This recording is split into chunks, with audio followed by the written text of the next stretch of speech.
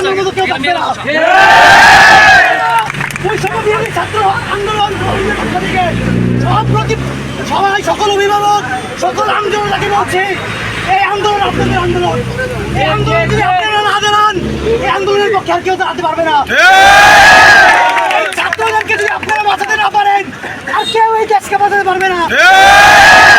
এই স্বাধীন দেশে 2024 সালে শুধুমাত্র ছাত্রদের যৌক্তিক দাবিতে আমরা আবার পরাধীন।